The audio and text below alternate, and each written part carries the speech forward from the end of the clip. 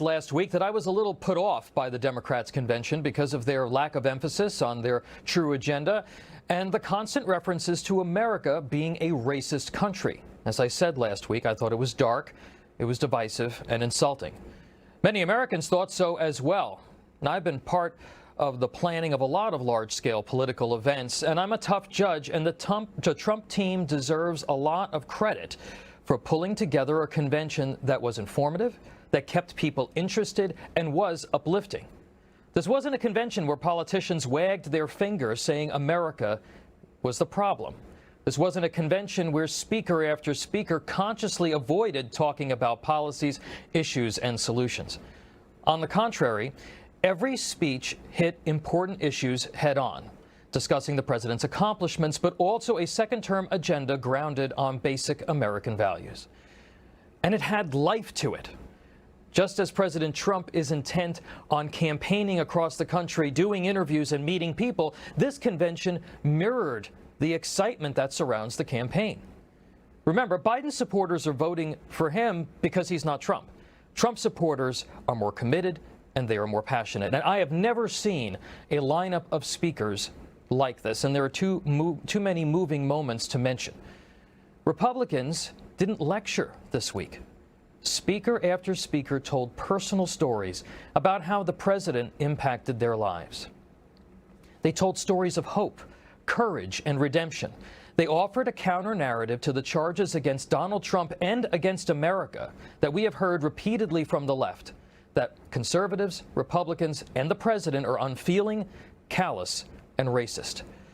Senator Tim Scott, Herschel Walker, Jack Brewer, Vernon Jones, who we'll speak with later, Kim Klacik, Daniel Cameron, and others all took to the stage with a simple message.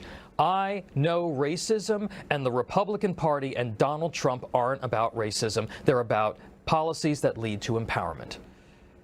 For decades, Republicans have claimed to be a big tent party. I think that this week was the first time the party really put all of the pieces together for the public to credibly make that case to the American people. The transition of the Republican Party to a blue-collar, middle-class party that is focused on life and lifting all people of all races was completed this week with this convention, and the polls are going to show it. Polls are going to show that it worked, and in fact, I think it's already working. That's why you've seen a shift in messaging on the part of the Biden-Harris campaign. Democrats are going to tell you that the riots are Trump's fault, that he's the one fanning the flames of violence, that he's the one who wants to defund the police. Biden actually said that last week, that his campaign is actually endangering the nation because it will spread COVID-19. Their belief in their superiority and your stupidity will be laid bare in the coming weeks. I know Republicans feel buoyed by this convention, and they should. But I can tell you from experience that these campaigns are a marathon. They're not a sprint. 1 week does not make a good campaign. The momentum can change quickly. The attacks are going to get worse. What you saw outside the White House Thursday night with rioters attacking and threatening convention guests will get worse. The tone and tenor of this campaign will get increasingly ugly, particularly if the president gets a good bounce out of this convention. Be prepared for it.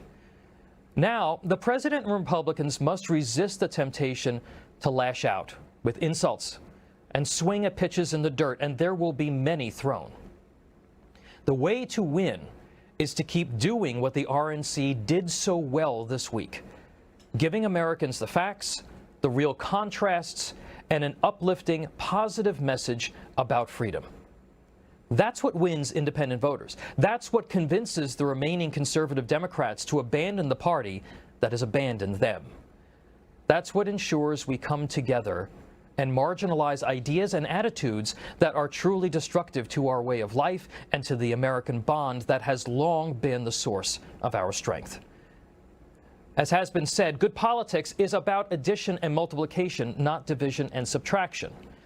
It's going to take a lot of discipline, not just on the part of the Trump campaign, but all of us. People who believe in freedom and believe in the promise of an America that is optimistic. Those people draw people to them. Every day they live, as the president said, the most exciting adventure in human history. The fireworks were fantastic, folks. But keeping the tone of this week is truly the next challenge of this campaign.